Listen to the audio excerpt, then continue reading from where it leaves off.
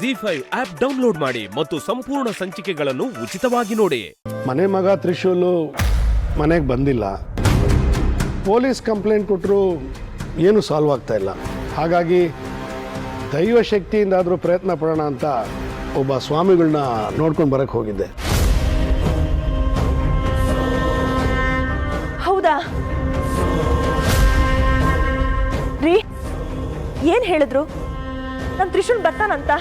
ಎಲ್ಲಿದ್ದಾನಂತೆ? ಪೂರ್ವ ದಿಕ್ಕಿನಲ್ಲಿದ್ದಾನಂತೆ. ಯಾವುದೋ ಕಂಟಕ ಅವನ್ನ ಮನೆಗೆ ಬರೋದ್ರಿಂದ ತಡೀತಿದೆಯಂತೆ.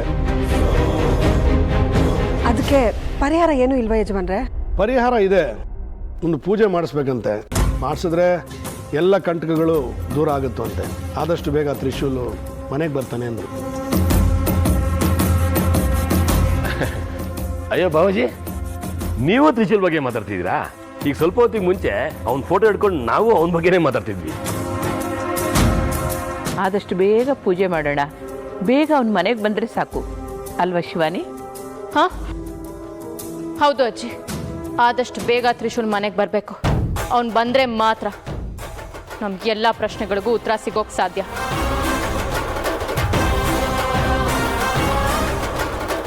ನಾವು ಯಾರನ್ನ ನೋಡಬೇಕು ಅಂತ ಬಯಸ್ತಾ ಇದ್ದೀವೋ ಈ ಪೂಜೆ ಮಾಡಿಸಿದ್ರೆ ಅವರು ನಮ್ಮ ಕಣ್ಮುಂದೆನೇ ಬರ್ತಾರೆ.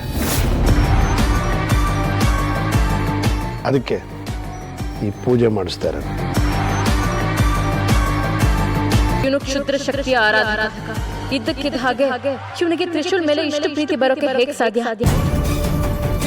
ಅವನು ಮಾಡ್ತಾ ಇರೋದು ತ್ರಿಶೂಲ್ ಬರಬೇಕು ಅಂತನೋ ಅಥವಾ ಆ ಪೂಜೆ ಹಿಂದೆ ಬೇರೆ ಯಾವುದೋ ಉದ್ದೇಶ ಇದೆಯಾ?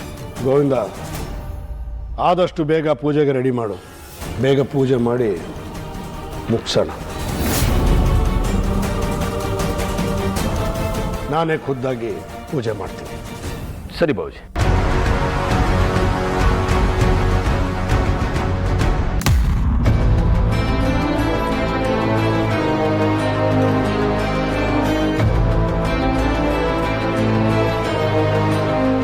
ಅಭಯ್,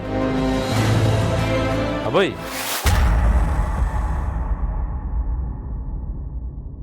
ಯಾಕೆ ಏನೋ ಯೋಚನೆ ಮಾಡ್ತಾ ಇದ್ದೀರಾ?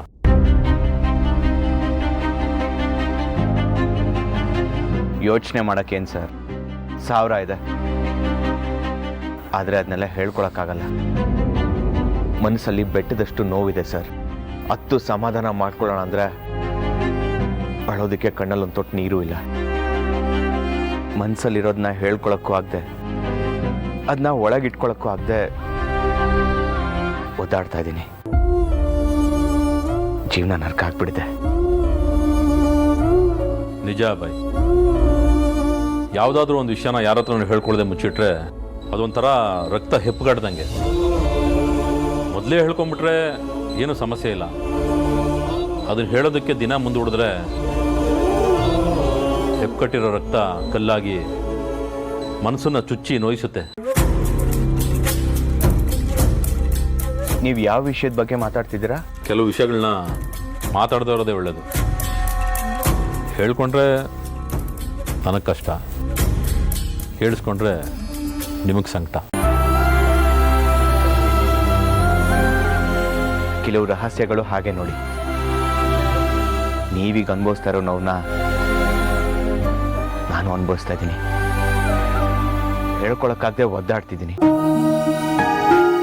ನಿಜವಾಗ್ಲೂ ದೇವರು ಅನ್ನೋನಿದ್ರೆ ನಾವು ತಪ್ಪು ಮಾಡಿದ್ರೆ ನಮ್ಗೆ ಏನು ಬೇಕಾದ್ರೂ ಶಿಕ್ಷೆ ಕೊಡಲಿ, ಆದರೆ ನಾವು ಪ್ರೀತಿಸೋರ್ನ ಚೆನ್ನಾಗಿಟ್ಟಿರ್ಬೇಕು. ಅವ್ರು ಯಾವಾಗಲೂ ನಮ್ಮ ಜೊತೆಲೇ ಇರಬೇಕು, ಯಾವುದೇ ಕಾರಣಕ್ಕೂ ದೂರ ಆಗಬಾರ್ದು. ಪ್ರೀತಿಸೋರು ನಮ್ಮಿಂದ ದೂರ ಆದರೆ ಆ ನೋವನ್ನ ತಡ್ಕೊಳ್ಳೋದು ತುಂಬ ಕಷ್ಟ ಅಲ್ವಾ ಸರ್? ಹೌದು, ನಾವು ಪ್ರೀತಿಸೋರು ದೂರ ಆದಾಗ ಆಗೋ ನೋವಿದೆಯಲ್ಲ, ಆ ನೋವು ಈ ಪ್ರಪಂಚದಲ್ಲೇ ಅಂಥ ನೋವಿರೋದಿಲ್ಲ. ಆ ಥರ ನೋವದು. ನಿನ್ನನ್ನು ನೋಡಿದಾಗ ನನಗೆ ಅವಾಗವಾಗ ಅನಿಸೋದು, ನಿನ್ನಲ್ಲಿ ಯಾವುದೋ ಒಂದು ಭಾವನೆ ನೋವು ತಿಂತಾ ಇದೆ. ತೊಂದರೆ ಇಲ್ಲಪ್ಪ, ನೀನು ಅಂದ್ಕೊಂಡಿದ್ದಾಗತ್ತೆ. ನೀನು ಬಯಸಿದ್ದು ಆದಷ್ಟು ಬೇಗ ಸಿಗುತ್ತೆ. Thank you sir. ನಿಮ್ಮ ಮಾತು ಕೇಳಿದ್ಮೇಲೆ ಮನಸ್ಸಿಗೆ ಇವಾಗ ಸ್ವಲ್ಪ ಸಮಾಧಾನ ಆಯಿತು. ಹಾಗೆ ನೀವೇನು ಬಯಸ್ತಾ ಇದ್ದೀರೋ ಅದು ಆಗಲಿ. ನಾನು ಹೇಳಬೇಕು ಅಂತ ಇರೋದು ನನ್ನ ಮಗ ತ್ರಿಶೂಲ್ ಅನ್ನೋ ವಿಚಾರ. ನಾನು ಹೇಳಬೇಕು ಅಂತ ಇರೋದು ನಾನೇ ನಿಮ್ಮ ಮಗ ತ್ರಿಶೂಲ್ ಅನ್ನೋ ವಿಚಾರ.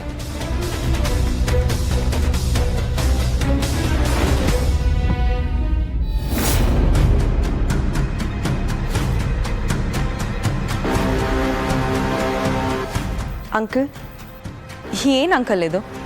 ನಿಮ್ಮ ರೂಪದಲ್ಲಿರೋ ದಿಗ್ವಿಜಯ್ ಇದ್ದಕ್ಕಿದ್ದಾಗೆ ಪೂಜೆ ಮಾಡಬೇಕು, ಆ ಪೂಜೆ ಮಾಡಿದ್ರೆ ತ್ರಿಶೂಲ್ ವಾಪಸ್ ಮನೆಗೆ ಬರ್ತಾನಂತೆಲ್ಲ ಹೇಳ್ತಾ ಇದ್ದಾರೆ. ಅದಕ್ಕೆ ನೀನೇ ಉತ್ತರ ಹೇಳಬೇಕು.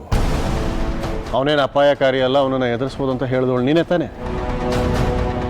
ನನ್ನ ರೂಪದಲ್ಲಿ ಬಂದವನು ಮತ್ತೆ ಆ ಅಭಯ್ ಇಬ್ಬರು ಕೈ ಜೋಡಿಸಿದ್ದಾರೆ, ಅವರಿಂದ ನಮಗೆ ತೊಂದರೆ ಆಗುತ್ತೆ ಅಂತ ಹೇಳಿದ್ರು ನೀನು ತಲೆ ಕೆಡಿಸ್ಕೊಳ್ಳಿಲ್ಲ. ಈಗ ಅವನು ತ್ರಿಶೂಲ್ ಕರ್ಸೋದಕ್ಕೆ ಅಂತೇಳಿ ಪೂಜೆ ಮಾಡಿಸ್ತಾ ಇದ್ದಾನೆ.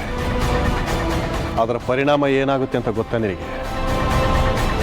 ಅವನು ಪೂಜೆ ಮಾಡಿಸಿದ ಮೇಲೆ ತ್ರಿಶೂಲ್ ಏನಾದ್ರು ಬಂದರೆ ಮನೆಯಲ್ಲಿ ಎಲ್ಲರೂ ಅವನೇ ದಿಗ್ವಿಜಯ ಅಂತ ನಂಬ್ತಾರೆ. ಪೂಜೆ ಮಾಡಿಸಿ ಮಗನನ್ನು ಕರೆಸ್ತಾ ಅಂತೇಳಿ ಎಲ್ಲರೂ ಅವನನ್ನು ಹೊಗಳ್ತಾರೆ. ಆಮೇಲೆ ನಾವು ಸತ್ಯ ಹೇಳಿದ್ರು ಯಾರು ನಂಬ್ತಾರೆ ನಮ್ಮನ್ನ? ಆಮೇಲೆ ನಾನೇ ದಿಗ್ವಿಜಯ ಅನ್ನೋ ಸತ್ಯ ನಾನಲ್ಲೇ ಮಣ್ಣಾಗಿ ಹೋಗುತ್ತೆ. ಯೋಚನೆ ಮಾಡಬೇಡಿ ಅಂಕಲ್, ಯಾವುದೇ ಕಾರಣಕ್ಕೂ ತ್ರಿಶೂಲ್ ವಾಪಸ್ ಬರೋಕ್ಕೆ ಸಾಧ್ಯನೇ ಇಲ್ಲ. ಏನು ಹೇಳ್ತಿದ್ಯಾ ನೀನು? ZEE5 ಆಪ್ ಡೌನ್ಲೋಡ್ ಮಾಡಿ ಎಲ್ಲಾ ಸಂಚಿಕೆಗಳನ್ನು ಸಂಪೂರ್ಣ ಉಚಿತವಾಗಿ ನೋಡಿ.